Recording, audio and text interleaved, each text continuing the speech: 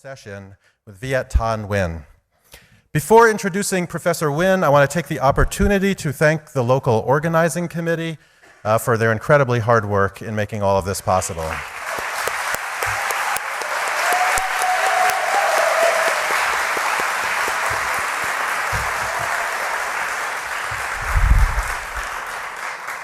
I'm also grateful to our co-presidents and to the MSA Executive Committee for all their efforts behind the scenes.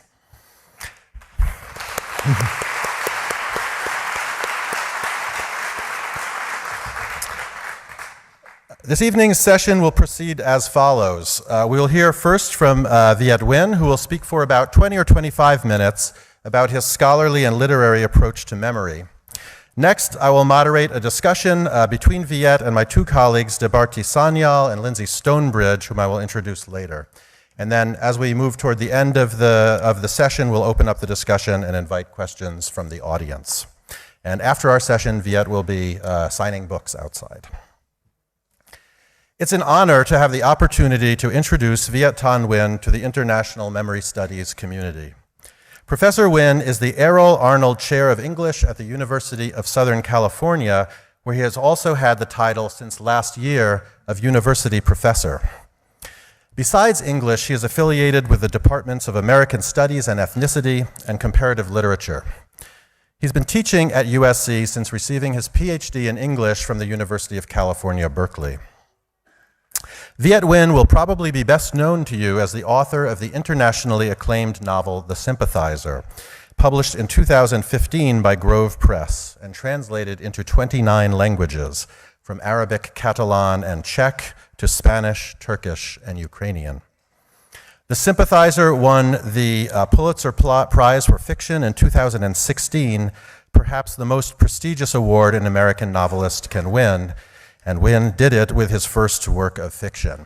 And I wanted to mention that there will before long be a sequel to The Sympathizer published in the form of the novel The Committed. The Pulitzer is only one of 19 awards that The Sympathizer has won or for which it has been a finalist. Among those awards are the French Prize for the Best Foreign Book, second place for the German Krimi Prize, and the American Library Association's Andrew Carnegie Medal for Excellence in Fiction. The Sympathizer was followed in 2017 by The Refugees, a collection of short fiction that has been translated into many languages and shortlisted for an international array of awards as well. The experience of being a refugee and remembering refugee experience are at the heart of Viet Nguyen's intellectual and political work and are also exemplified in his valuable edited collection, The Displaced, Refugee Writers on Refugee Lives, which includes essays by 17 authors along with a beautiful and poignant introduction by Viet Nguyen.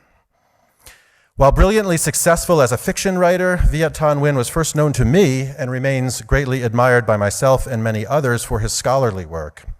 His first book, Race and Resistance, Literature and Politics in Asian America, was published in 2002 by Oxford University Press. His second scholarly book, which appeared in 2016, is one that is of particular interest for everyone here. Nothing Ever Dies, Vietnam and the Memory of War, which we'll be hearing more about today. Nothing Ever Dies was published by Harvard University Press, has been translated into several languages, and has won prestigious awards such as the René Velek Prize for the Best Book in Comparative Literature. It was also a finalist for both the National Book Award and the National Book Critics Circle Award. Taken as a whole, this record of publications, which is also complemented by regular interventions in the New York Times and Time magazine, has led to numerous other forms of recognition, including the most important ones that an intellectual based in the United States can receive: a Guggenheim Fellowship, a MacArthur Foundation Fellowship, and election into the American Academy of Arts and Sciences. I could go on, but more important than the well-deserved accolades is the substance of Viet Nguyen's work. Although diverse in genre, this work is also unified by certain common concerns. Among them, an urgent commitment to justice that has both ethical and political dimensions. In Nothing Ever Dies, Nguyen works through a transnational archive of what Americans call the Vietnam War and the Vietnamese call the American War, and he develops an original and productive multi-perspectival ethics of memory.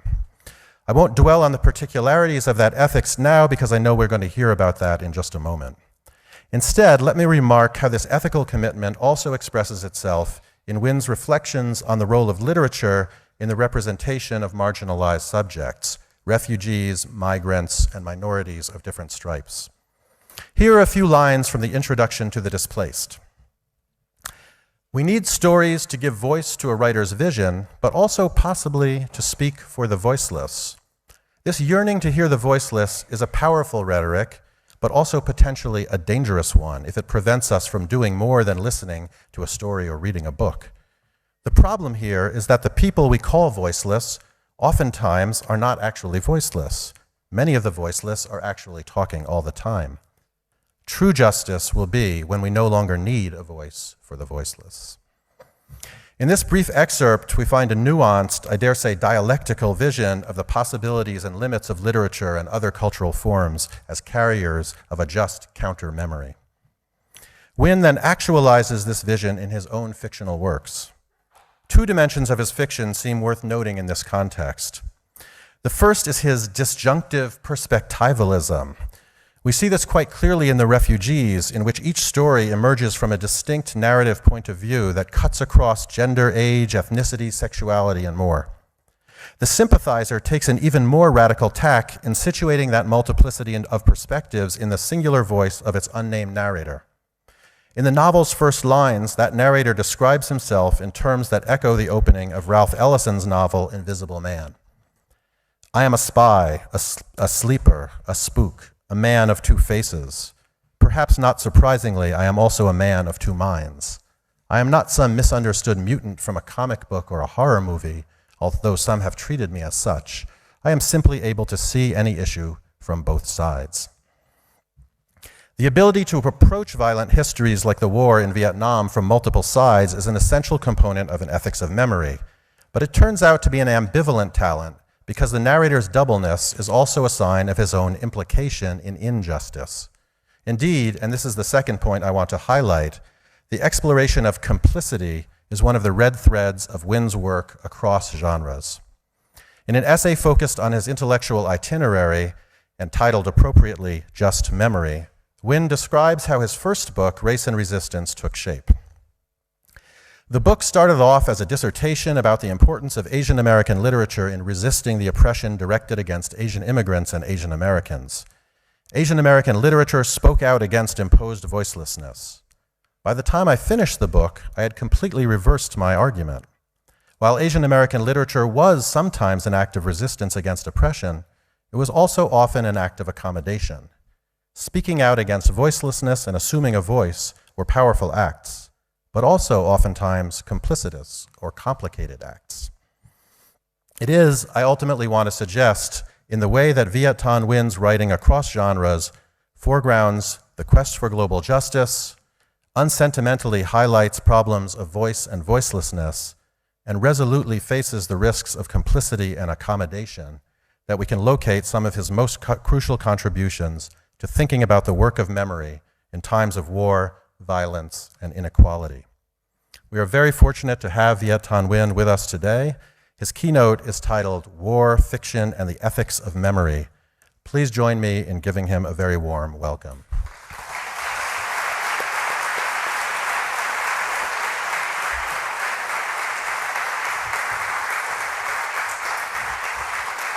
Thank you. Well, thank you, Michael, for that really very generous introduction. Thank you to Jeffrey Ollick and the Memory Studies Association for having me out here, and thanks to all of you for attending this keynote as well. As Michael said, my talk is going to be about the ethics of memory, and I'm going to be drawing from two of my books, Nothing Ever Dies, Vietnam and the Memory of War, and the novel The Sympathizer. I'm perhaps a little bit different than many of you in this room in the sense that I'm not only a scholar, but I'm also a fiction writer as well.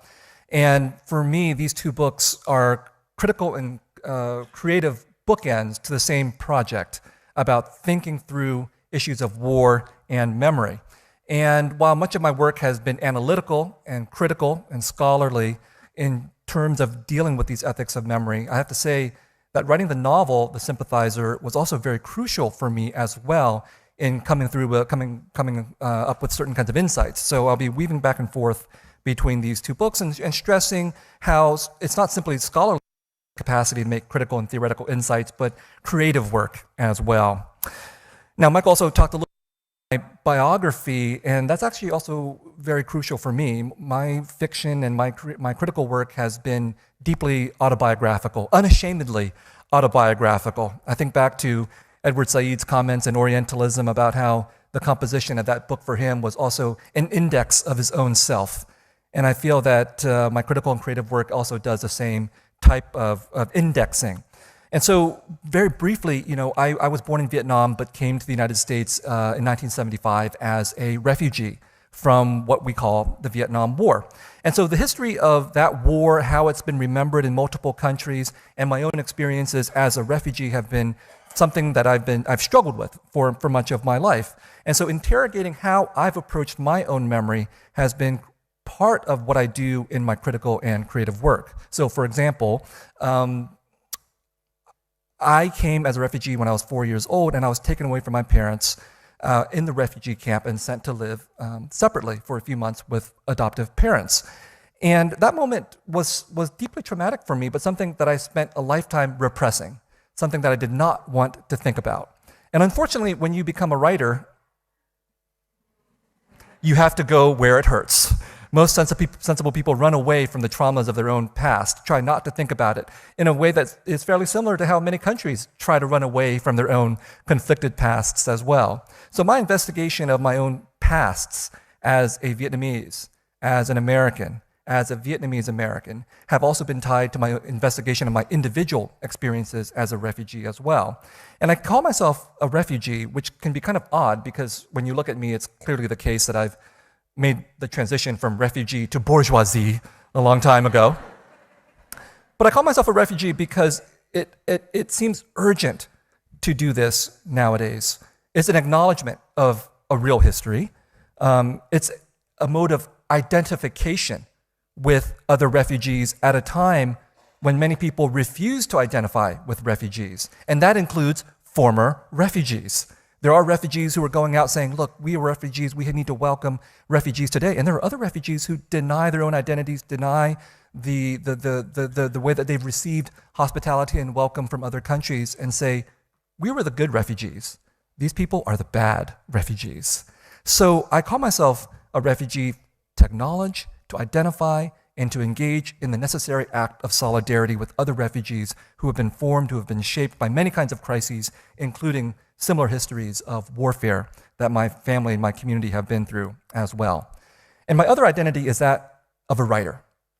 And as a writer, I've always been concerned with the possibilities of writing for justice. What does a literature for justice look like? And likewise, as a scholar of memory, I've always been interested in the question of memory for justice. What is a just memory? And so these are the two areas I'm going to be talking about tonight: just memory, just literature. I'm going to be focusing on the ethics of memory. And with the ethics of memory, one of the things I want to stress is that we need ethical memory to achieve just memory. But an ethics in and of itself is not sufficient. In order to achieve a just memory, we have to achieve a just society, which requires many other forms of transformation beyond what we can do ethically. But without an ethical consciousness, we're not going to have a just memory either. So in Nothing Ever Dies, I deal with various kinds of aspects of memory, including industrial aspects and aesthetic aspects. Here I'm going to be focusing on the ethics of memory. And there are three ethical models that I deal with. And the first ethical model is the ethics of remembering our own. And in the ethics of remembering our own, we, whoever we are human, and they, whoever they are inhuman. And this is the most common kind of ethical memory. It's the ethical memory that is at the basis of the hard nationalism that we see prevalent in countries like in the UK and in other places around the world today. It's the ethical memory that drives warfare as well. It's an ethical form of memory that we find in dominant populations, majority populations, but also in minority populations as well. In other words, it's the most common form of ethical memory that we will confront. If we were going to speak about this in terms of US presidential politics, This is the ethical basis for the Trump presidency. I don't know how many of you watched the I would say coronation speech. I'm forgetting the term for this. The inauguration speech, where President Trump looked out at the audience and said, "You will never be forgotten again." Now, when he said, "You will never be forgotten again," he was not talking to me or people like me, but he was talking to somebody. And in that gesture, what he was doing was expressing an ethical memory. He was saying it has been unethical that you've been forgotten. It'll be ethical that you will now be remembered. And so this is one of the most complex things about the ethics of remembering our own. Because if we're not remembered, I think our impulse is to say this is an unethical form of memory. If we ourselves have been excluded from a mode of memory, we would be tempted to say this is bad. But in fact, if we don't remember our own, who will? Now, this was born from my own experience as a minority in the United States, growing up in a Vietnamese refugee anti-communist community. We certainly felt that we were excluded from Vietnamese memory and American memory. And therefore, it was incumbent upon us to remember our own, using this ethical imperative. But in so doing, we engaged in calling ourselves human, but insisting on the inhumanity of others, notably our former enemies. So at the basis of the ethics of remembering our own are impulses towards a sense of victimization and the glorification of heroism. And this is what we saw after 9/11. The ethics of remembering our own allowed Americans to see themselves as victims and as heroes, which would then lead to the tragic consequences that we see today. And the ethics of remembering our own is premised upon seeing the world in one way and one way only. Right? Which is why after 9/11, President George Bush could say, "You're either with us or against us." That is also the ethics of remembering our own. And The Sympathizer is a novel that is premised upon rejecting this form of ethical memory, because the narrator of The Sympathizer is a man of two minds and two faces, as he tells us in the opening lines of the novel. Now, with a character like that, you would imagine that he would be engaged in the next ethical model of memory, which is the ethics of remembering others. And there are two variations. The first one is the version of remembering others. In this model, we are human, and they are human as well. This is the ethical form of memory that is not quite as common as remembering our own, but still fairly common. It's at the basis of liberal democracy.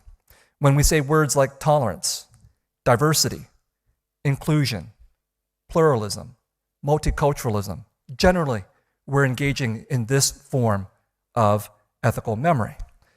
Speaking of US presidential politics, this form of ethical memory is the form that Hillary Clinton or Barack Obama would espouse, which is why so many of us who feel ourselves to be others felt ourselves to be recognized under the Obama administration. And yet, perplexingly, at the same time as diversity, inclusion, and tolerance were hallmarks of the Obama administration, what was also a hallmark of the Obama administration was the continuing exercise of warfare. So this ethical model of memory, despite its stress on diversity, inclusion, and tolerance, etc., is not irreconcilable with warfare. In fact, it's quite conducive to warfare of a certain kind. In this case, humanitarian warfare.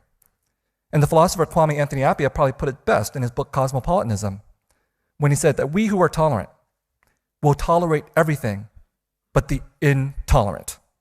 It's a very threatening line, because it makes you wonder, what will we do to those who are intolerant?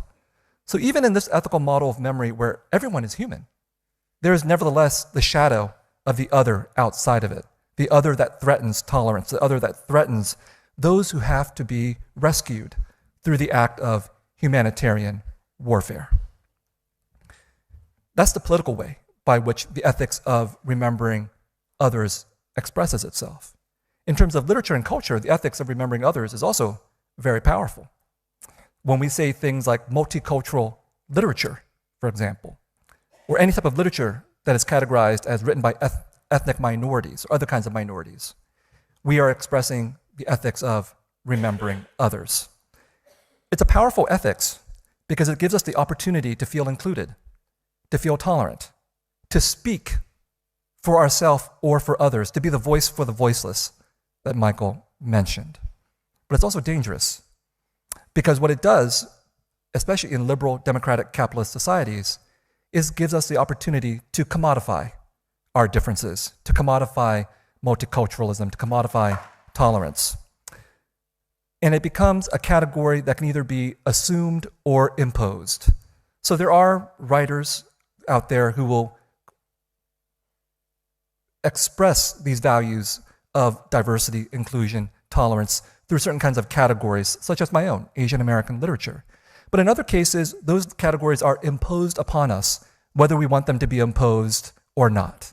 And this is how a set of ethical values can become transformed into not just a commodity, but a marketplace and a whole way of categorizing people.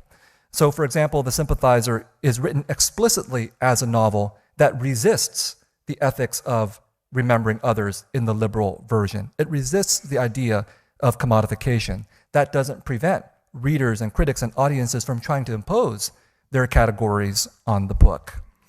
This idea of embracing diversity, inclusion, and tolerance, whether we voluntarily do it or whether it's imposed upon us, leads to what is pejoratively called identity politics. The more radical version of the ethics of others says that we are human and it says we are inhuman and they are human. This is the basis of anti-war movements, at least anti-war movements that I'm familiar with in the United States. For example, in the case of the Vietnam War, the anti-war movement in the United States certainly stressed the idea that the United States was the one committing atrocities. The United States was the one doing evil acts in Indochina or in Southeast Asia. And it was the poor Vietnamese and Laotians and Cambodians who were the human ones, who were the victims of our mistaken foreign policies. In terms of Iraq and Afghanistan, we see some of these same sentiments expressed in the anti-war movement itself, as much as it exists, but also in the work of theorists and scholars and philosophers. So if you've read Judith Butler's writings, for example, on the wars in Iraq and Afghanistan, even in her more sophisticated fashion, she will resort to this ethical model of criticizing the West and idealizing Iraqis and Afghans at the same time. So the problem with this particular model of ethical memory is that even as it criticizes the inhumanity of our side or of the West, it continues to recenter Western subjectivity, Western stories, Western experiences. The inhumanity of the West becomes the story that we're engaged with. The humanity of our others isn't very interesting. That's what happens at the level of politics. At the level of aesthetics, we see this in the case of the Vietnam War, for example, in the way by which the Vietnam War movie has become its own genre in the United States. From the 1970s, from the 1990s, even the early 2000s, the United States fought the war again in memory through film. And if you watch these movies, and I've watched almost every single one of them, which is an exercise I recommend to nobody, what you realize, the interesting paradox, is that most of these movies trade in the idea that this was a bad war and that the United States did terrible things. And yet, at the same time, Americans who would seemingly oppose that message continue to watch these movies. Why is that the case? Because it continues to recenter American subjectivity in a very powerful and a very subversive way. I remember, for example, going to Italy and doing an interview with a journalist who was a communist, completely opposed to American imperialism and the American war in Vietnam. And then the subject of Apocalypse Now came up, and she said, "I love that movie." And I said, "You realize that Vietnamese people have nothing to say in that movie, right?"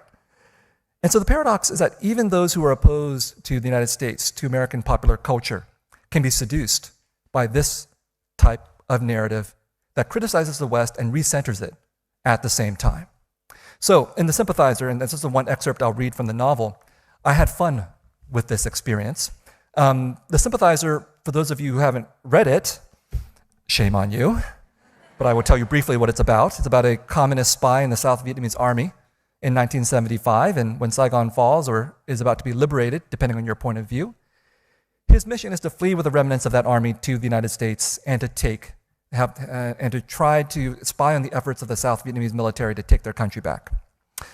Besides that, he also has to become a refugee, and he also has to find work in the United States. And one of the jobs that he gets is to become the authenticity consultant on the making of a movie that looks suspiciously like Apocalypse Now. But if Francis Ford Coppola were to ask, is not Apocalypse Now? The movie is called The Hamlet, and it is about American Green Berets sent to Vietnam in order to train some of these poor, defenseless villagers, who they call montagnards, to defend themselves against communists. And in this scene, our narrator, our spy, meets with the famous director of this movie, who is known only as the auteur. And the auteur has sent our spy the screenplay. Our spy has returned the screenplay with some notes, and they're going to discuss these notes at this time.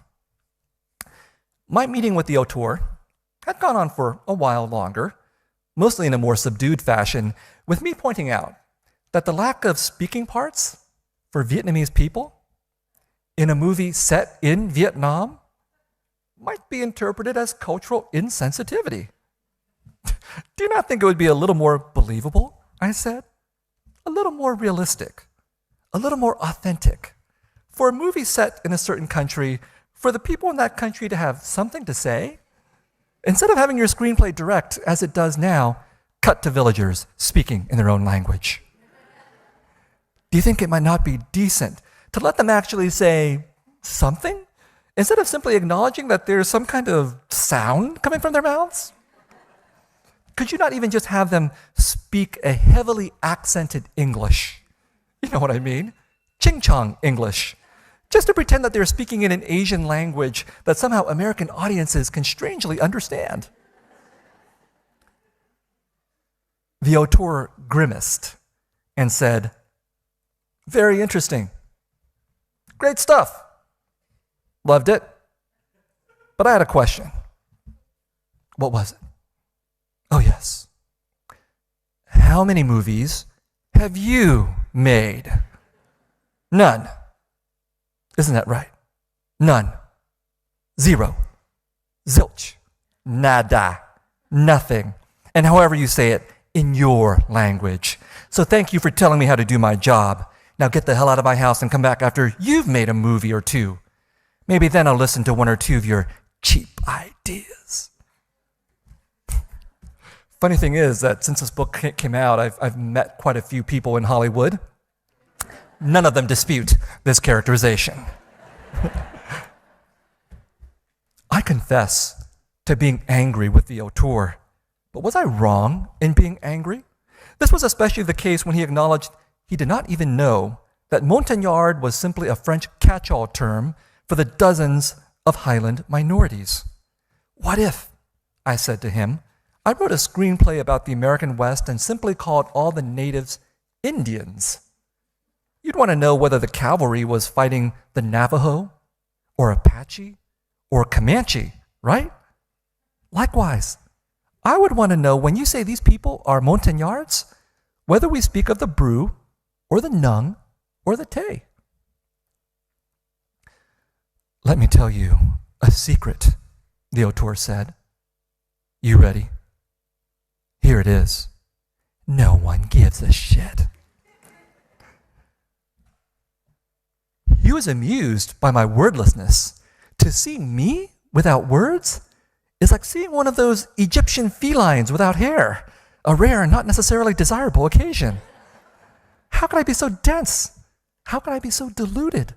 I naively believed that I could divert the Hollywood organism from its goal, the simultaneous lobotomization and pickpocketing of the world's audiences. Hollywood did not just make horror movie monsters, it was its own horror movie monster, smashing me under its foot. I had failed, and the auteur would make the Hamlet as he intended, with my countrymen serving merely as raw material for an epic about white men saving good yellow people from bad yellow people. I pitied the French for their naivete in believing they had to visit a country in order to exploit it. Hollywood was much more efficient, imagining the countries it wanted to exploit. I was maddened by my helplessness before the auteur's imagination and machinations. His arrogance marked something new in the world, for this was the first war where the losers would write history instead of the victors, courtesy of the most efficient propaganda machine ever created, with all due respect to Joseph Goebbels and the Nazis, who never achieved global domination. Americans don't laugh at that line. I don't know why. Hollywood's high priest understood innately the observation of Milton's Satan, that it was better to rule in hell than serve in heaven, better to be villain, loser, or antihero than virtuous extra, so long as one commanded the bright lights of center stage. In this forthcoming Hollywood trompe-l'oeil, all the Vietnamese of any side would come out poorly, herded into the roles of the poor, the innocent, the evil, or the corrupt. Our fate was not to be merely mute. We were to be struck dumb. So that's the moment in the novel where I talk about the ethics of remembering others in this more radical version, that even the ostensibly anti-war movie of the Hamlet or Apocalypse Now, despite its criticisms of American brutality, American atrocities, return us again to the role of Americans on center stage as the villains of their own drama. The other thing that's implied in this scene is something that I deal with in more detail in Nothing Ever Dies, which is that there are industries of memory. That memory is not equal. Individual memories may be equal, but cultural memories, national memories are not equal.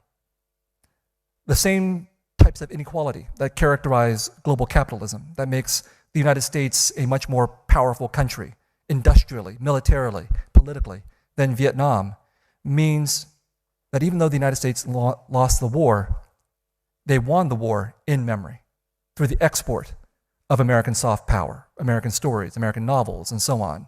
That's why many people all over the world have seen at least one American movie about the Vietnam War, know the American perspective, even if that perspective says it's a bad war. And almost no one has seen a Vietnamese movie, read a Vietnamese book, heard a Vietnamese account until they have gone to Vietnam and encountered the industry of memory in that country. This is why the ethics of memory are not sufficient for a just memory. Insofar as our societies are unequal, insofar as countries are unequal, insofar as there's industrial inequality between how memories function in a collective level, we will never achieve a just memory. But we can get close.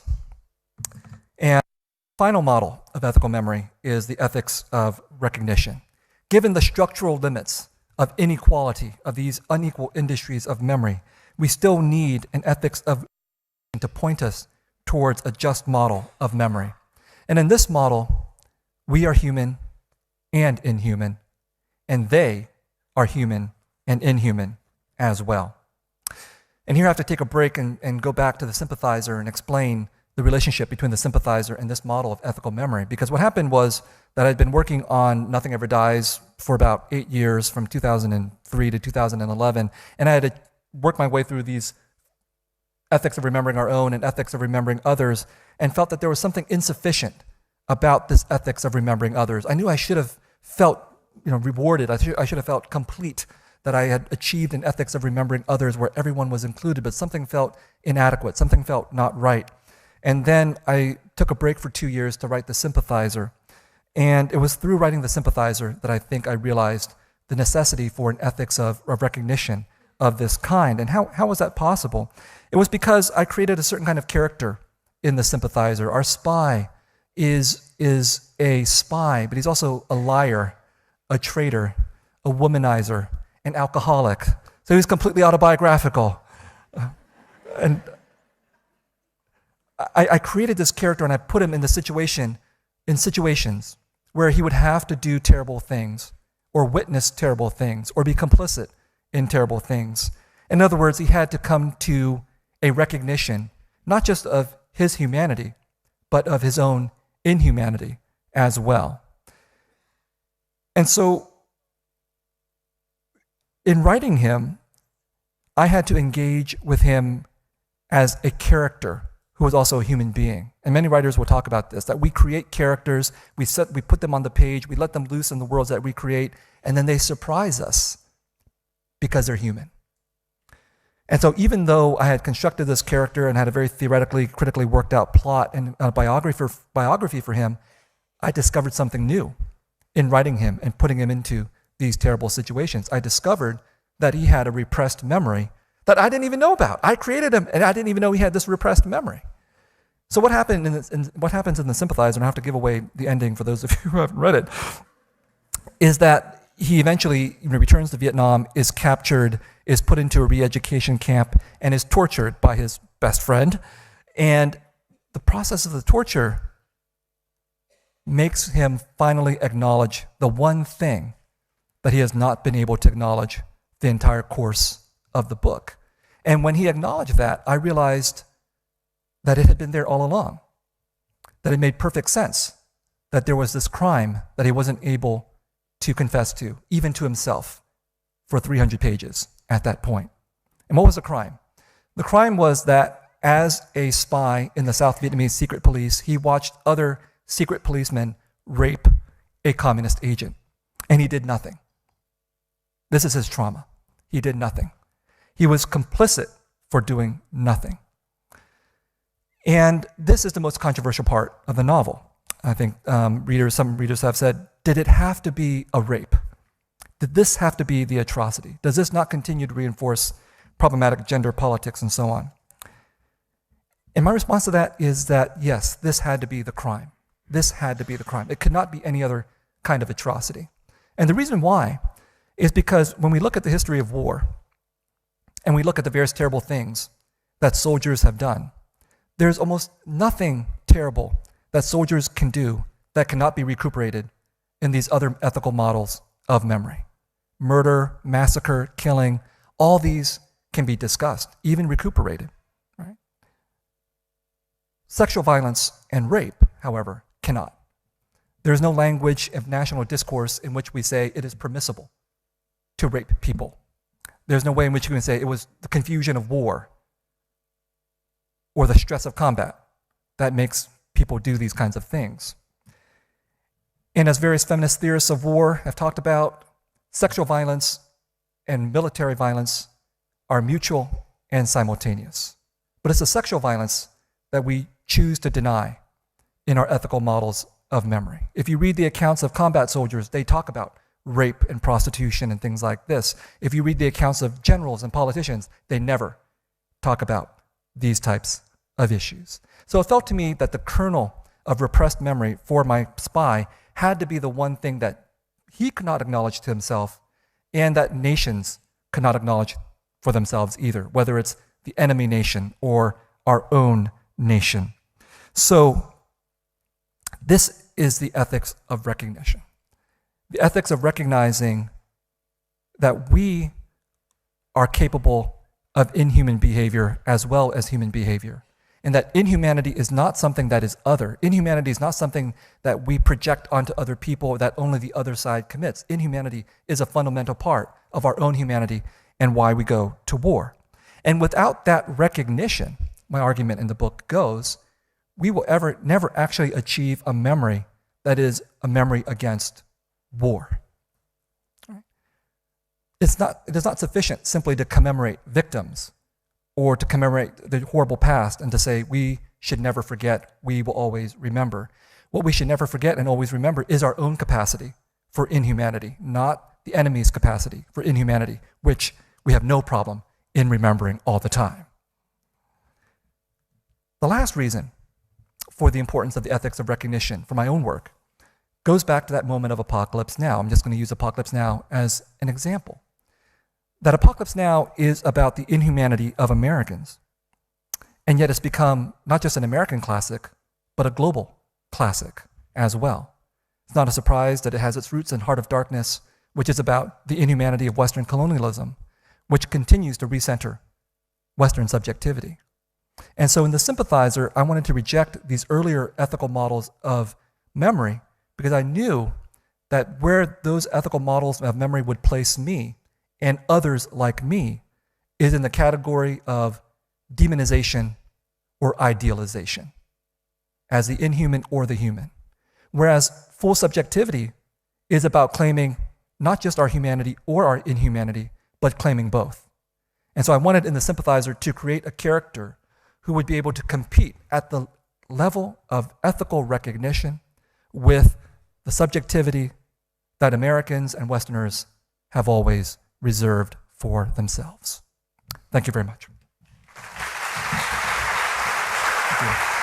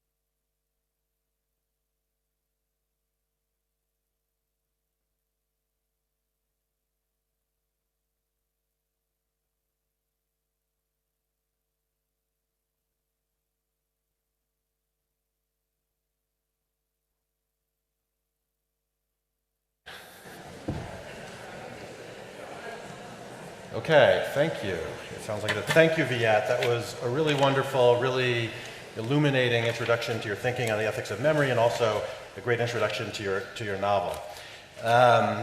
Before we get into our discussion, I just want to very briefly introduce Debarti Sanyal and Lindsay Stonebridge. When Jeff Olick asked me to organize a discussion of Viet's presentation, I immediately thought of Debarti and Lindsay. Not only are they two of the sharpest literary critics I know, especially among those working on questions of memory, but they also have deep and abiding interests in some of the major themes of Viet's work, in particular questions concerning refugees, complicity, and human rights. Debarti Sanyal is professor of French at the University of California, Berkeley. She's the author of The Violence of Modernity, Baudelaire, Irony, and the Politics of Form, and of Memory and Complicity, Migrations of Holocaust Remembrance. And she's currently working in the field of critical refugee studies. Lindsay Stonebridge is Chair of Humanities and Human Rights at the University of Birmingham in the UK. Among her recent books are The Judicial Imagination, Writing After Nuremberg, and Placeless People, Writing, Rights, and Refugees. She has many ongoing projects, including a collaboration called Refugee Hosts, a project that works with refugee communities in Lebanon, Jordan, and Turkey. So I'm going to pose the first question and then hand it over to my colleagues after that. I'd originally wanted to ask a bit about your intellectual itinerary and how you came to the question of memory and how you came to this position of combining critical work with creative work and now increasingly public intellectual work. You sort of addressed that in your opening remarks. So let me ask a slightly different question. One of the things that struck me in thinking about both this Nothing Ever Dies and also the Sympathizer and your other work is your invocation of African American culture. Mm-hmm. So as I mentioned, the opening lines of the Sympathizer are an homage to Ellison's Invisible Man. The title of Nothing Ever Dies is taken from Toni Morrison's novel Beloved, in particular from the famous scene where she discusses rememory, right? And that's an interesting instance also of a creative, a fiction writer whose work has been generative for thinking critically and theoretically. So I just wonder if you could say a little bit about your relation to African American cultural production, and maybe situate the kind of memory work you're doing around Vietnam and that war in Vietnam with the kind of memory work that a writer like Morrison does around slavery and around racism in the US. Well, I was an English major in college, and I'm an English professor now, so the question of literature was always very important to me. And as I said at the very beginning, the question, the issue of what's literature's relationship to justice has always been crucial. And if we look at American literature, which was my specialty as a PhD student, we can see that there are many literatures committed to justice in the United States. Most of the literature is written by peoples of color, for example, in the United States has that orientation towards justice as one of their primary commitments. And in that range of literature, African-American literature has certainly been the most visible, the most vigorous in its critique of racism, of American forgetfulness. And so when I was learning how to be a writer and learning how to be a scholar, the model of African-American literature and African-American scholarship was very crucial to me because of these commitments. So besides the writers that you talk about, obviously W.E.B. Du Bois was a major component of my training and my thinking as well. And with someone like Morrison, I felt that in a novel like Beloved, but in her entire body of work, she expressed a highly sophisticated approach to history and to the art of writing as well. And I wanted to set myself a very high ideal. Like, I did not want to be the so-called minority writer who would only write about so-called minority topics, but to be a writer who would also not run away from history, but run into history, but also run into the canon as well. And I felt that the works of Morrison and Ellison and other writers like that were doing that. They wanted to both criticize the United States, but also transform American literature at the same time through their artistry. And so the end of Beloved is really crucial for any of us who do memory work, whether it's in literature or scholarship, because the end of Beloved is premised on a paradox. If you remember, there's a sentence, a phrase that's repeated 3 times. This is not a story to pass on in regards to slavery, meaning this is not a story that we should ignore, but also means this is not a story that we should continue to transmit. And that paradox, it seems to me, is the central paradox of memory studies, or for any of us who deal with memory. What is the proper ratio between remembering and forgetting? That's certainly at the heart of a book like Nothing Ever Dies and another Sympathizer. And ethical memory is crucial to trying to figure out what that ratio is. But what's also crucial is an acknowledgement that we are not going to resolve that paradox without material transformation. Which is why today, in the United States, reparations for slavery have now made, I don't know if it's a comeback, but have now become front page news. Meaning that there is no way to adequately address the paradox that Morrison or so many other African American writers have posed without material reparations, without structural transformations to address the inequities of the past that are now embedded in our present. And so I think that model of African American cultural and political commitment to redressing not only representation, but material redistribution is absolutely critical. That's great. Lindsay, do you want to follow up on that? Yeah. Now I want to follow up with evoking another kind of tradition from one end or outside of the nation state. And I was so pleased that you mentioned Edward Said's biography and the way that life and biography come to be a critical position. Because as you were talking, I was remembering, as I have been remembering quite a lot in the last 5 years, Said's classic, bitter, beautiful 1984 essay, Reflections on Exile, which was written just after the Sabra and Shatila massacre at a desperate time, another desperate time in Palestinian history. And you'll remember at the beginning of that essay, he says, basically, literature's playing a kind of bad joke here. Not a bad joke, but it's doing something wrong. He says you've got to put away ideas about the literature of exile. You've got to put away your Nabokov and your Proust and all that. And he said, he says, I think it's something like to objectify an experience that most people don't have, which literature can do, and to try and think of it as beneficially humanistic, is, and I've always remembered this, is to banalize its mutilations, is to make it into something banal. And I think what Said was doing was kind of throwing out the gauntlet at that moment. He said, okay, we've got to write about this new experience of refugeedom, this new experience of mass displacement, and it's not the same kind of literary exile that boosted up notions of the nation state earlier. So as you were talking, I was thinking, actually, you're someone who's taken that challenge. in the way, and you explained it beautifully in your lecture, the way you refuse literary humanitarianism. You say, I'm not writing to humanize the Vietnamese, I'm doing something else. So I was wondering, especially in the light of your kind of fourth type of ethics of memory, whether you see yourself, or your writing, in a long tradition of a humanism that comes out of no choice from outside the nation state, or to one side of the nation state, that is coming from elsewhere. And is that a kind of a No, I think that's absolutely wonderful, because certainly Reflections on Exile by Said was a major influence on me. Although I maybe as a graduate student, my capacity to read was not as sophisticated as yours, because my reaction to that essay was like, it's such a beautiful essay. Said's such a beautiful writer. Exile is so beautiful, right? And then I felt, but Said's world is not my world in the sense that I am a refugee. Even then, in that moment, in reading that essay, I felt, I am a refugee, and Said is an exile. I recently had the opportunity to give the Edward Said lecture at Columbia, and I thought, I'm not worthy, because Said for me embodied this cosmopolitan sense of exile. It was only in a book like his memoir, Out of Place, that he stressed his refugee origins. And there's a distinction there between that sort of individualistic sense of cosmopolitan exile that Said couldn't seem to escape from, partly through his own inclination, and the mass politics of refugee displacement and the ignominious existence of people in camps who never have the opportunity to talk about opera, like Said would, for example. I'm not criticizing Said. I'm simply saying that the paradox that he lays out there about the insufficiency of humanism is something that he himself couldn't escape, that I myself can't escape. It's related to the paradox that Morrison brings up, right? Because literature in and of itself, or criticism or scholarship, can point us towards the problem and be enmeshed in the problem at the same time.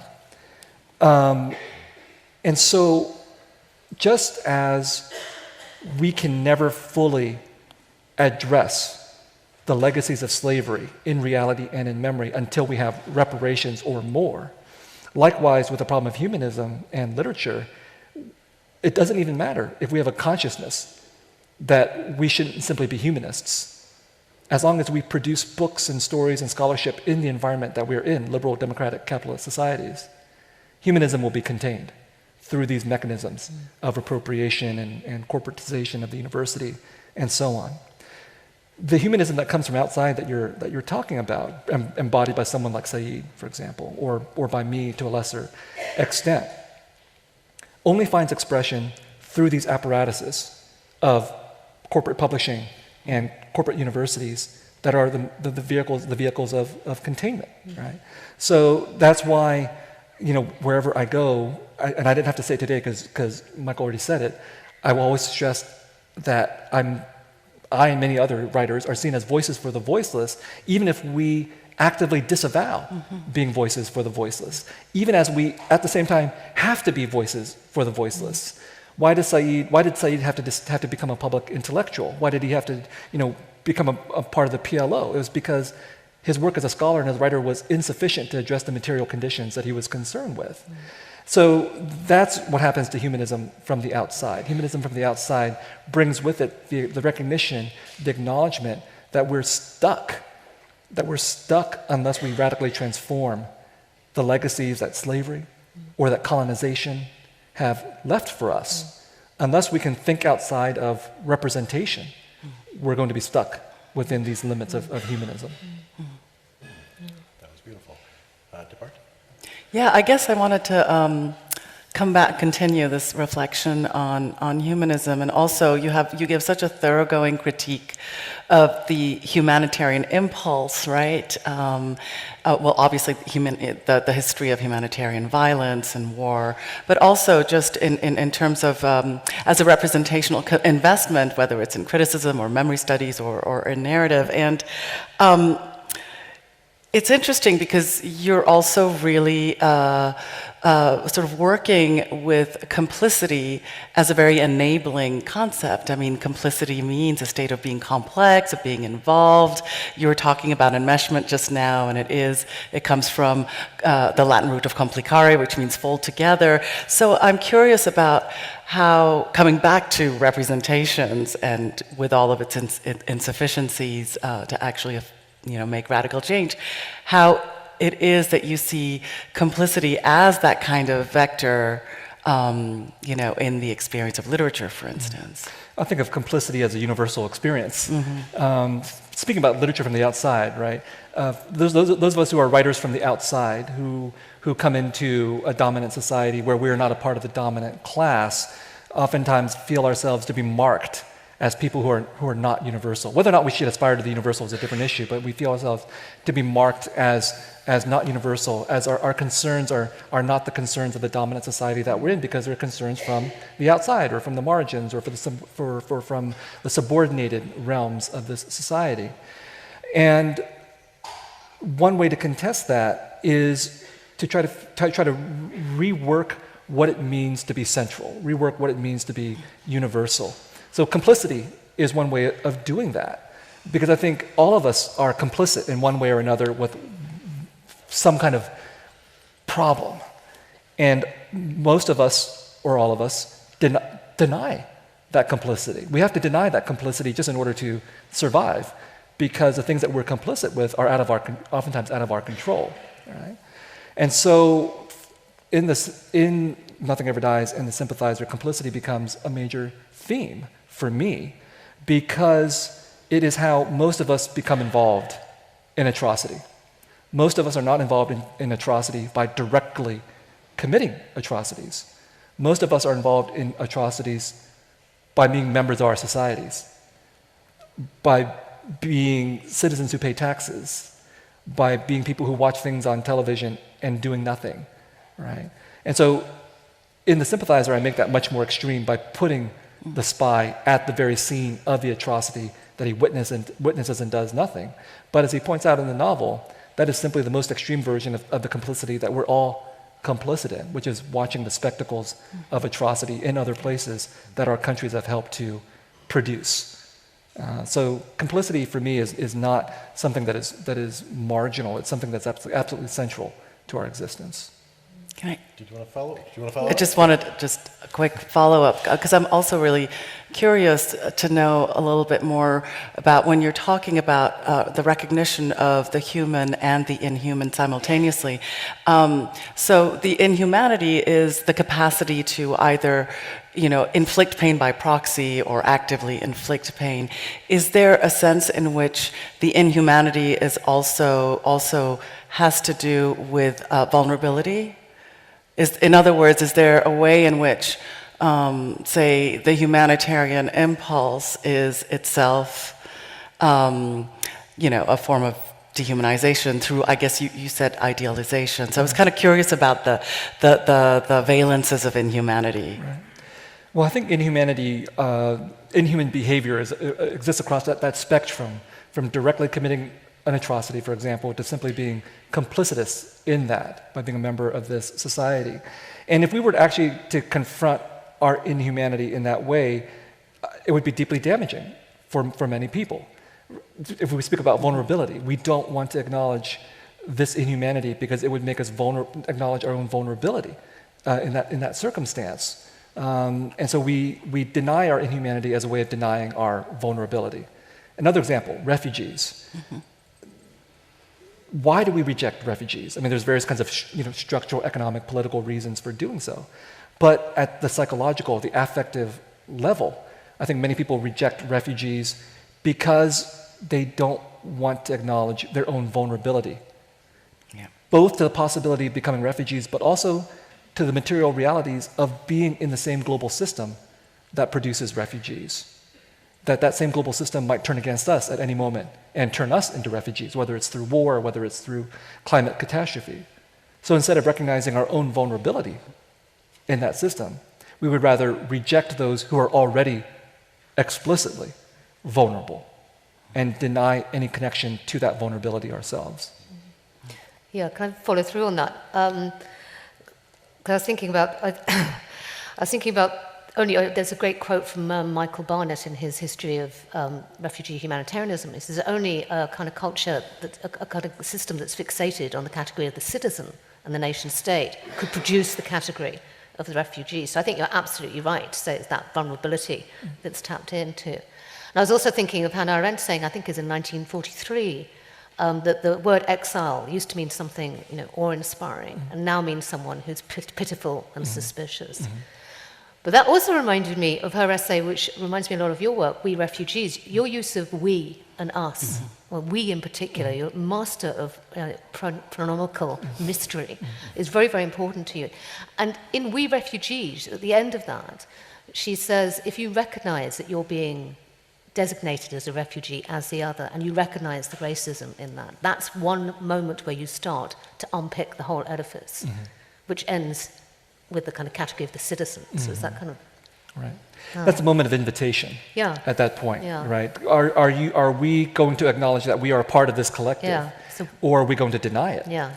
And so that's why at the very beginning of the talk, I invoked that example of the necessity of both identification with refugees and solidarity with refugees, because that moment of invitation can be refused, Yeah. even by former refugees Yes. themselves, who would seek to deny their own their past vulnerability. Yeah. And so I think that the idea that another thing that Nothing Ever Dies deals with is empathy. The idea that simply that we've been through a personal experience ourselves would render us inevitably empathetic to other people who've been through that experience is a false one. I think many of us would like to think, well, experience would breed empathy, but there's as much evidence against that as there is evidence for that. But also, it's that whether a different type of politics of solidarity would kind of break out of that. I mean, listening to you again, I think you say at one point, when I say we, as in we refugees, I mean even those who were once refugees, including the invisible. And it seems to me that the work of memory and history there becomes terribly important, because it's not just around empathy or the kind of magical production of refugees without any reference to any kind of state intervention or politics. It is about a kind of now long history of contemporary refugeedom that your work seems to be talking to very directly and in quite tough ways. Yeah. Well, I think to put a more positive spin on things, I think what we're seeing in the United States today is at least the capacity for empathy to turn into action.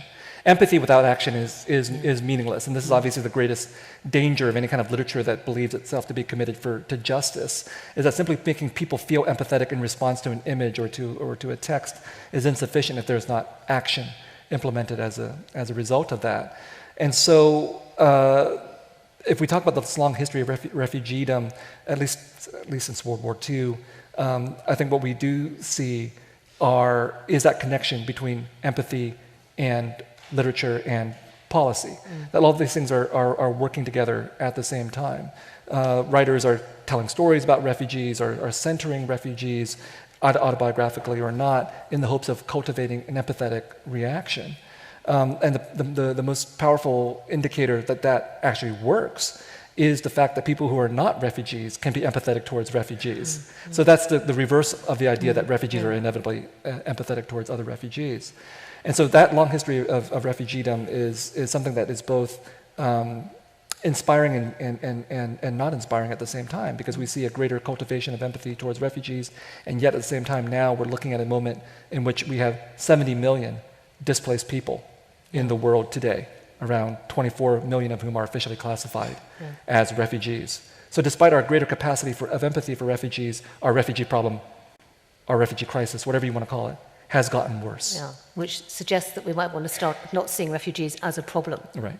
Actually start with that outside perspective as a way of seeing the whole thing. I mean, because if we keep on kind of naturalizing citizenship and othering refugeedom, you're just going to replay that entire scenario.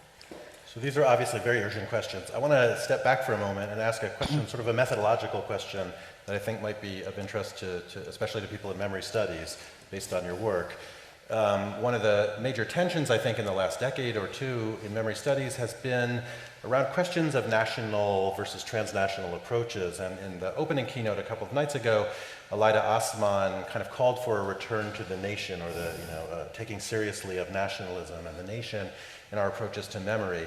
And it feels to me like your book, Nothing Ever Dies, has some important things to offer us there. And I connect it to the kind of perspectivalism that I see in your fiction, that your critical work there is also based on a kind of perspectivalism.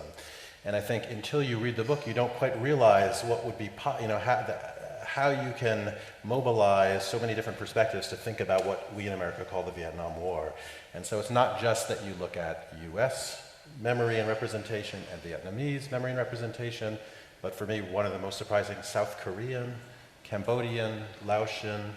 So I wondered if you could say a little bit about your methodology in the book as it pertains to this question of kind of the national context and these kind of transnational movements. Well, that's where the first ethical model of remembering our own is crucial to the first keynote, because it is premised on nationalism. And it's premised on this idea that nationalism is based on an ethical memory. The ethical memory of recalling what was done to us. And this is obviously can be enormously damaging in the sense that it then justifies turning ourselves into victims who can go out and wage wars that we believe are legitimate when they may not be. But it's potentially also really necessary, because if we don't remember ourselves, who will? And I grew up with that memory very vividly as a Vietnamese refugee, and this is where the transnational part comes into play. Because transnational memories, or having the capacity to think about memory in a transnational comparative fashion, means that you can see the limitations of national models of memory. So living as an American citizen, for example, it's very clear to me that most Americans can't see outside of their own nationalist model of memory. Many readers, American readers, have come up to me and said, we had never thought about the issues that you raised in the Sympathizer, for example. Never. And it comes as an utter shock to them to be forced to confront a different approach to a central element of American history, this war, from the perspective of those that they would consider to be the enemy. And for me, as a Vietnamese refugee, that was obvious. Because living in the United States, I bore with me the experiences of other Vietnamese refugees, and it was very clear to us that the United States would rather completely forget that we existed, except when they needed to have us say thank you for being rescued. Going to Vietnam was interesting because the Vietnamese model of nationalist memory is exactly the same as the American model, except reversed. But even there was no place for Vietnamese refugees. We were the others, whether it was the American model or the Vietnamese model. We were the ones who were cast out and erased. So what that demonstrated for me is that nationalist models of memory are absolutely crucial. Vietnamese refugees have to be nationalist, because if they were not, their stories would be completely forgotten. But that can't be the final answer, because if you compare nationalist models of memory, you obviously see the blind spots, the oversights, the demonizations that take place. And so transnational models of memory are still absolutely crucial as well for understanding nationalist limits and for ever achieving the possibility of memory against war. Because I don't believe that a nationalist model of memory would ever allow us to have a memory against war. Yeah, I guess following up on the question of memory, I'm really intrigued by, the French historian Henri Rousseau calls memory an organization of forgetting. And, when we think about various forms of manufactured or unintentional oblivion, you actually introduce this other term, I think, it's disrememberment, which has very interestingly this, idea of dismemberment in it. And so I was kind of intrigued by that and would love you to say something more about this question of disrememberment, and maybe related to that, I mean, yours is a very spectral literary landscape. You have ghosts everywhere, whether in the literal sense of ghosts coming back to haunt the living, or more ghost writers, refugees as ghosts. And I'm wondering if the ubiquitous ghost has something to do with your reflection, a resistance to the kind of disremembering. Well, the opening line of Nothing Ever Dies is, all wars are fought twice, the first time on the battlefield, the second time in memory. And growing up in the United States, I certainly felt that to be true about the Vietnam War. You know, I talked about all these American movies about the Vietnam War. But what was obvious to me growing up watching these movies was what I would later call disremembering, which was that in these American movies about the Vietnam War, Vietnamese people were not forgotten. We were actually visible all over the place. But just because we were not forgotten doesn't mean that we were remembered. We were rendered visible on screen only in order to serve as the background for this American drama, and only to serve our one moment in the spotlight in every movie where we were raped or killed or made to say thank you. Okay? And so this is disremembering. Disremembering is not being forgotten and not being remembered. It's being remembered in order to be forgotten at the same time. It's being seen on screen, for example, and unseen at the same time. It's to be visible and invisible at the same time. So that paradox is something that's also there in the opening of Invisible Man, for example. And for me, that connection between what happens in the opening of Invisible Man, where the narrator, the Invisible Man, encounters a white man who refuses to see him. And then the Invisible Man beats him. And even after beating the white man still refuses to see him for who he is.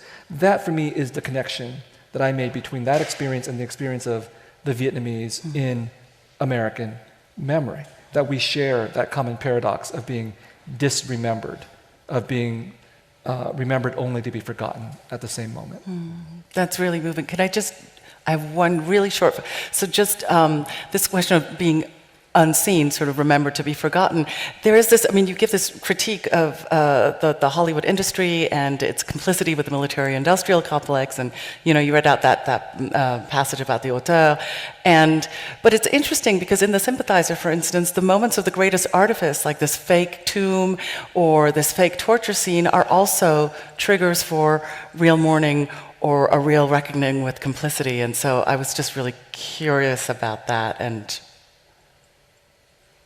well, this was my response to all these arguments about postmodern memory and simulacra, right? That at a certain point, our memories are based on other people's memories, or our memories are based on simulations. So for many people, they don't actually remember the Vietnam War. They were not there, either in Vietnam or during that. They weren't alive during that period. So their memories of that war are based purely on what they have seen, usually, right? And I actually lost my train of thought in response to your question, but that's what led me to create these scenes in which simulations, like a fake cemetery, can lead someone to have a real memory. It's in the absence of an actual place of actually being there, of having experienced something. The simulation can provoke a memory as well. I think we all have many more questions we'd love to ask, but it is obviously time to open things up to the audience. 3 quick notes on that. People who are watching remotely can use the app to ask questions, and we'll take a couple of those. I ask you to keep your questions short, please, and maybe you could say who you are when you ask the question. Identify yourself. I see. Okay, there, and then Mariana in the second row. Wolf Grandsteiner. Just a brief question. When you introduced your 4th ethics of memory, that our own humanity and inhumanity and their humanity and inhumanity, I thought immediately about complicity, and I anticipated, so to speak, that idea. This is a type of memory that recognizes that things cannot be settled in memory, that there's always a remainder that cannot be recuperated. Hence, I was wondering and a little bit puzzled when afterwards, talking about how you thought you had to end the book, you seem to differentiate between different types of violence in warfare, differentiating between violence that can be recuperated, for example, because politicians seem to be able to acknowledge it, and violence that cannot be recuperated, i.e., in your example, sexual violence. I wonder if you can expand on that, because it seems to, I wonder who makes that decision, and how is that seen, for example, from this perspective of victims of non-sexual violence, who might also feel or think that what they have suffered cannot be recuperated. If we collect a couple? Okay. I think we'll collect a couple, just in the interest of time. So, Mariana.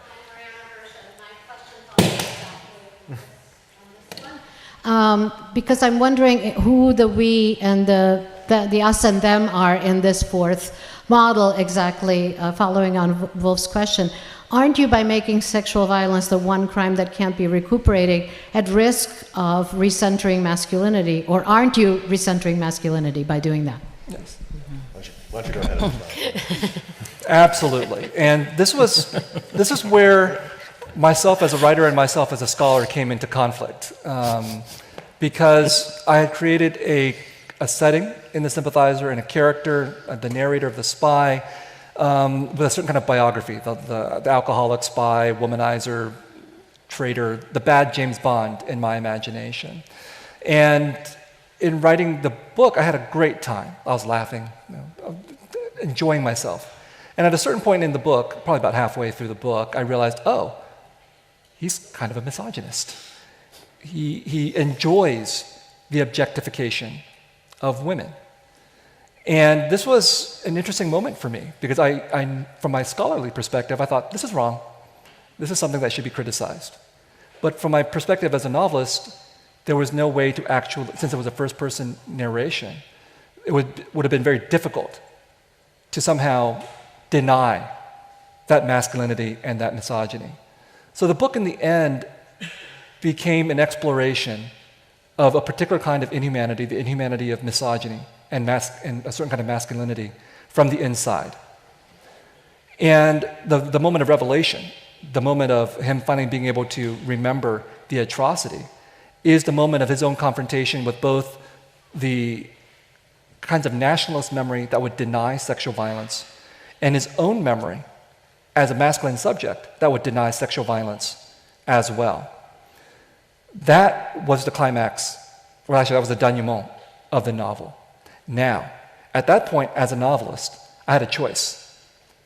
I could end the novel and leave readers possibly unsatisfied at having been left with a masculine and misogynist narrator, or I could write a sequel, and that is what is taking place.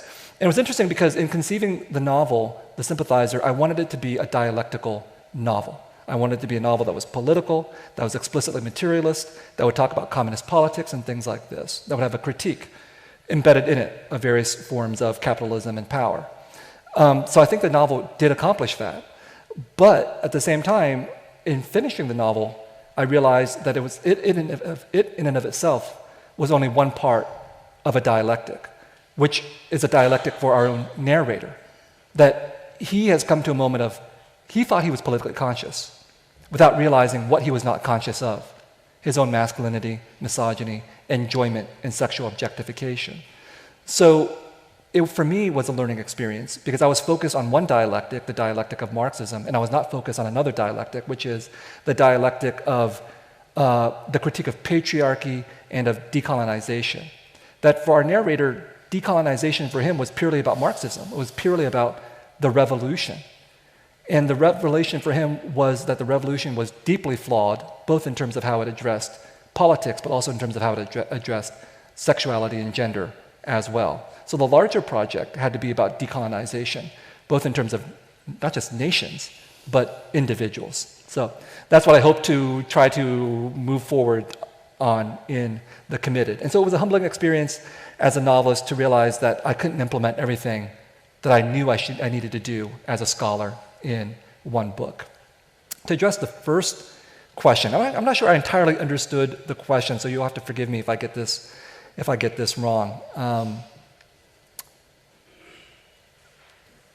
The recuperation of certain kinds of inhuman behavior in the other ethical models of memory, for me, were based on this idea that nations can acknowledge certain kinds of atrocities. We can talk about certain things that we have done as nations. So if we were to talk just about the United States, for example, of course we can acknowledge that genocide has been committed or slavery has been committed. That doesn't necessarily mean that we fully addressed these kinds of atrocities structurally or even completely throughout our society. And yet there are also other kinds of crimes that I think we have even, that the details of these atrocities are even more difficult to acknowledge. So if we were to talk about genocide and slavery, for example, in the abstract sense, many of us can mention these kinds of things. Can we get into what genocide and slavery actually entailed? Can we get into the details of the crimes that have been committed, which are oftentimes not just sexual crimes, but also crimes of sexual violence as well? And so this is where the ethics of recognition, I felt, was crucial. The ethics of recognition is an ethics that is personal, but it's also something that has to be enacted collectively. And that is more difficult, I think, for nations to exercise than an ethics of remembering others. An ethics of remembering others can be incorporated into national discourses, again, of multiculturalism and tolerance and pluralism. But an ethics of recognition would require that we actually delve into some of the details of what kinds of crimes were carried out. So in the Sympathizer, conceptually, our narrator is fully capable of recognizing things like that rape existed, for example, or that prostitution happened. He engages in some of these behaviors. But he cannot personally acknowledge to himself the crime that he was a personal witness to.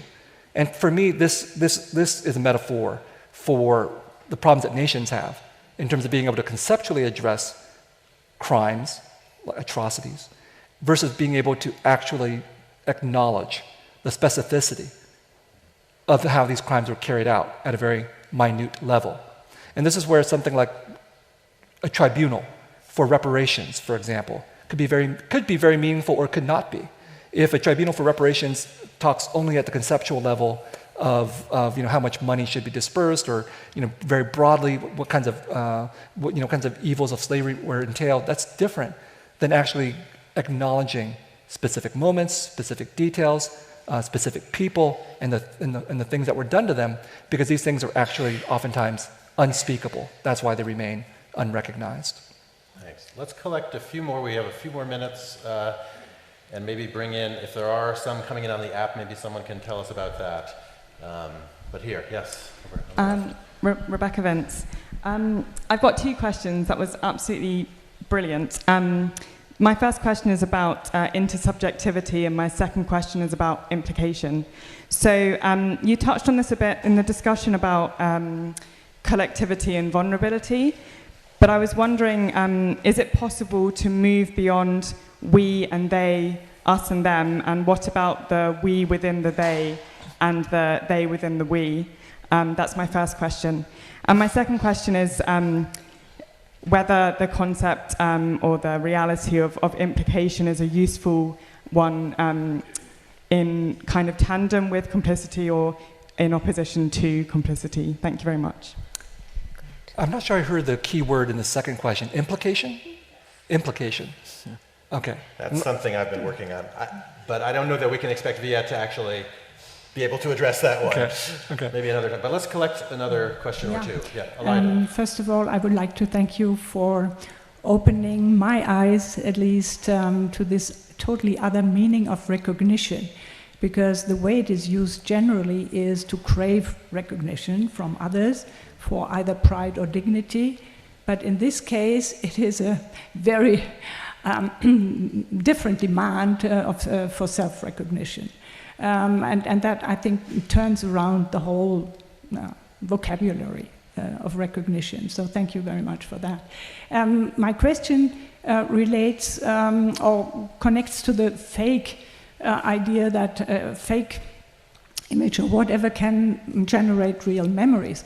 But real issue here in our conference and in the various panels was also, and also in this country, is historical truth. Is historical truth of any relevance for you? in this context?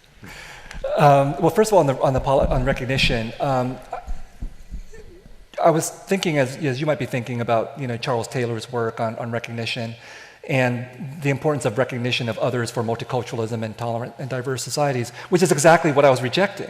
It's not that mode of recognition is not important. That mode of recognition is absolutely crucial. But where does it lead us? If it leads us only towards a politics of tolerance, for example, that doesn't address the underlying fundamental problems by which we could have a perfectly tolerant multicultural society that bombs other countries with military officers and soldiers who are, subjugated minorities from our tolerant society. So we had to get beyond that, and the recognition of our own capacity for conducting inhuman behavior is something that the United States is not. In my case, the United States has great difficulty in addressing. Right? So we need both forms of recognition. It's not that this particular ethics of recognition invalidates Taylor's model. It's simply to say that a multicultural recognition without the recognition of the capacity for a multicultural society and minority peoples to inflict violence is a deeply limited political model. The historical truths, right. Yes, there are historical truths. Yes, there are historical truths. Unfortunately, most of us want selective historical truths. And this gets again to the ethics of recognition. We want the historical truth to be recognized about things that have been done to us. But those historical truths are oftentimes wrapped up with the things that we have done to others, for example. I'll give you one example. Martin Luther King Jr. has a speech called Beyond Vietnam, which I think is one of the best documents ever about the American experience of the war in Vietnam. And there he uncovers two historical truths, which seem to be in conflict. One is the historical truth that the United States is a racist society, especially against African Americans, which we would expect someone like Martin Luther King Jr. to talk about. So he's talking there about how poor black men are being sent to fight a racist war in Vietnam, right, as a continuation of racist policies in the United States.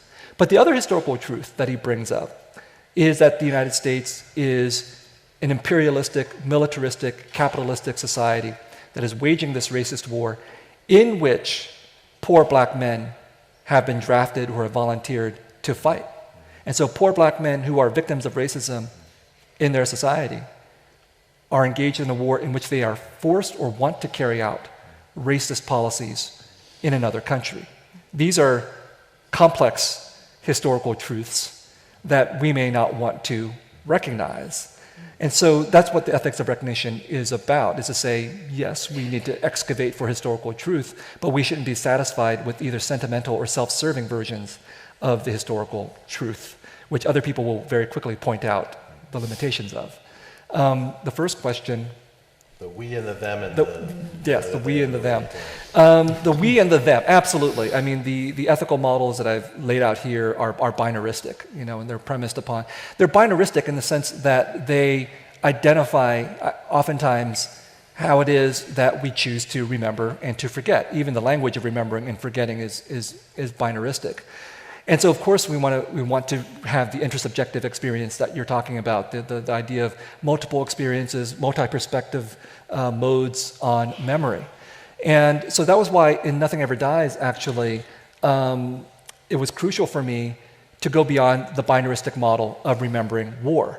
So oftentimes when we talk about war, we are tempted to simplify and talk about two sides in conflict with each other. And certainly that was the case for the Vietnam War, Vietnamese Americans.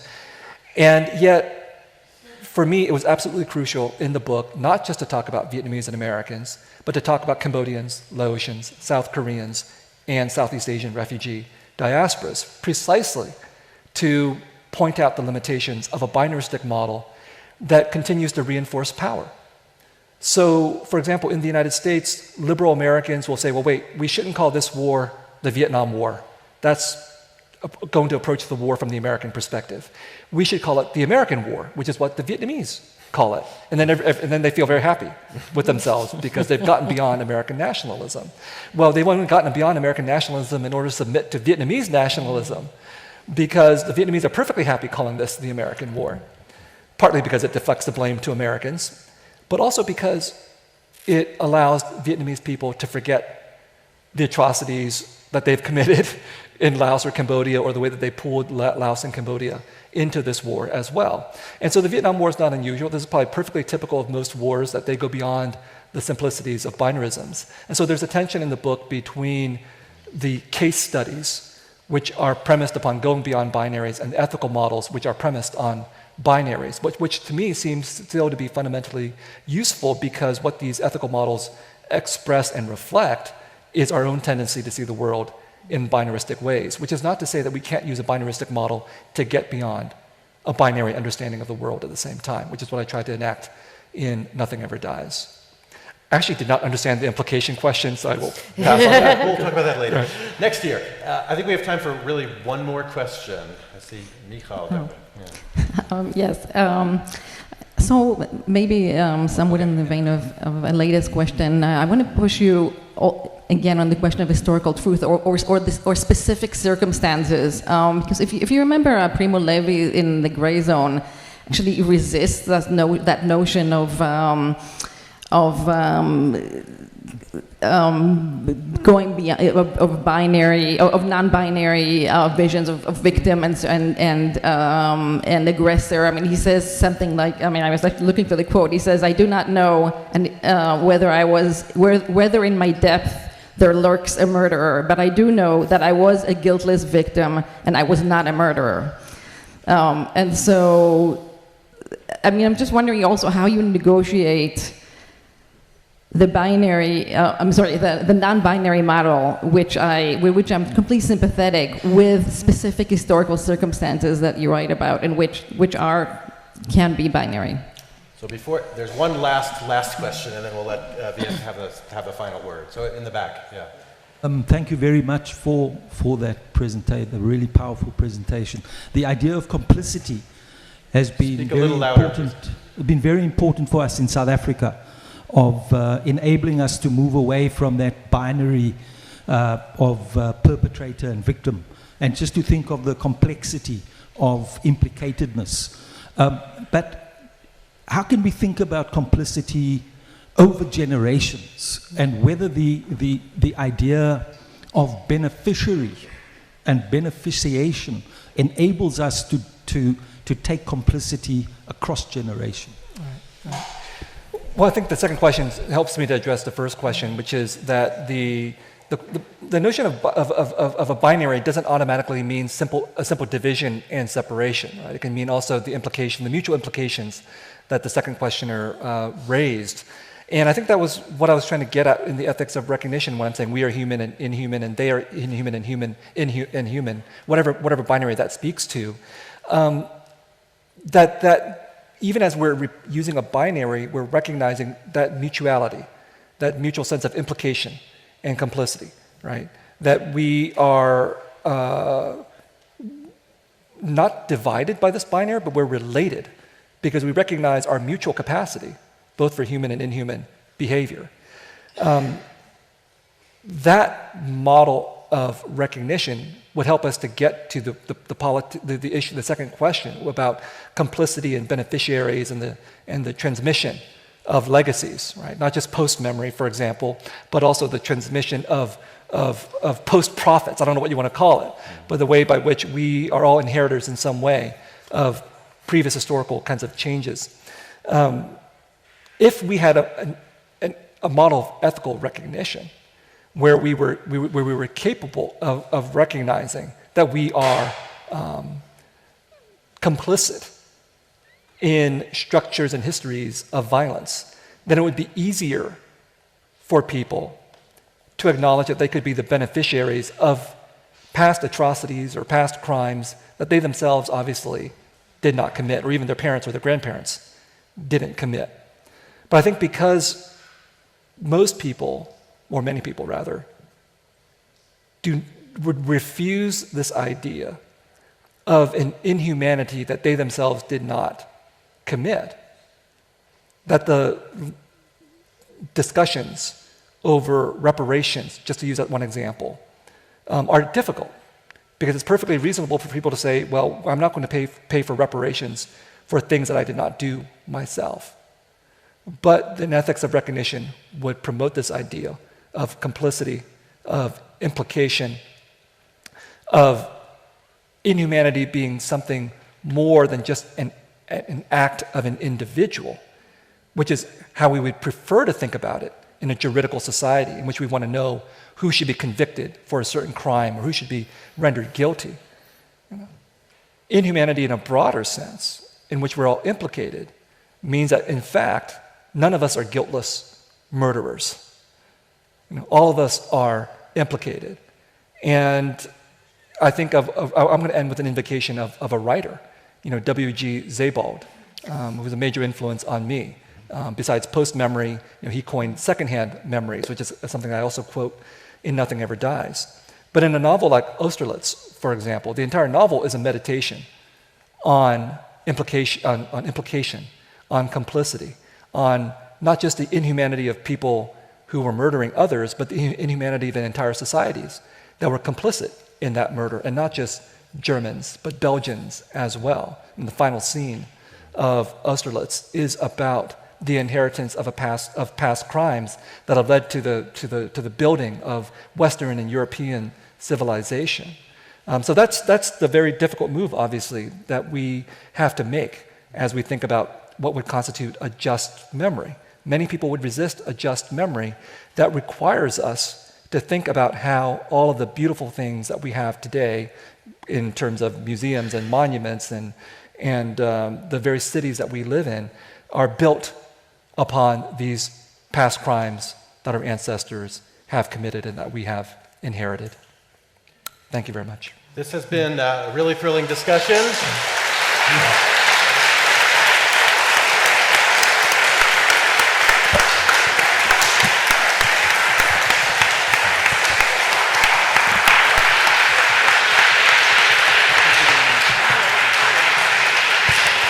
I just want to take the opportunity to thank Lindsay Stonebridge and Debarty Sanyal for joining me up here, and once again, Viet Thanh Nguyen for a really wonderful talk. I'm sorry? Yeah. Did you know him? Oh my gosh.